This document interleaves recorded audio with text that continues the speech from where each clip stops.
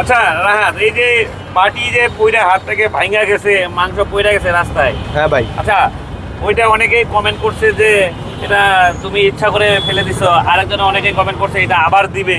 বিষয়টা এরকম, এইটা এই দাঁড়াও, বিষয়টা এরকম আপনার এই যে খাবারটা, এই খাবারটা আমি খামু না, আমি না খেয়ে আরেকজনের খাওয়া দেবো। আমি কেন একটা বাড়ির দাম 600 টাকা 700 টাকা, আমি কেন কি কারণে একটা বাড়ি ফালাইয়া দেবো? লাভ আছে?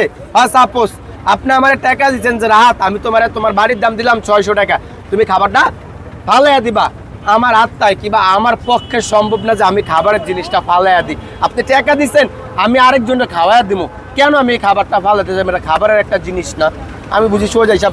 আর বিষয়টা এরকম, আপনি যখন ছোট থেকে বড় হবেন তখন আপনার পিছের থেকে টাইনা ধরবে। এখন আমার বেলাও সেম কাহিনী, আমারও আর কি পিছের থেকে আপনার টাইনা ধরতেছে, উপরেদি করতেছি না, দিন দিন বড় হইতাছি না, পিছের থেকে কিছু কুত্তা টাইনা ধরতেছে, এই হয়েছে কাহিনী।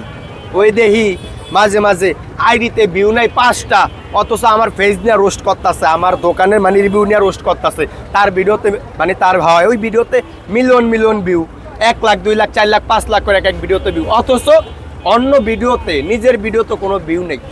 তো ভিউ কামানের লেগে আপনার মূলত তাহলে আমাকে নিয়ে রোস্টিংটা করতেছে না, এই কথা ভাইবা আমি কিছু বলি না। যারা রোস্ট করে ওদের একটু দাওয়াত দিয়ে দাও। আমরা না ভাই, মূলত কথা হলো আপনারা রোস্ট আরো বেশি, আমরা রোস্টিং আরো বেশি করবেন। কি কারণে আমি ব্যাখ্যাটা দিয়া দিতাছি, আর এই কারণটাও ভাঙ্গিয়া দিতাছি।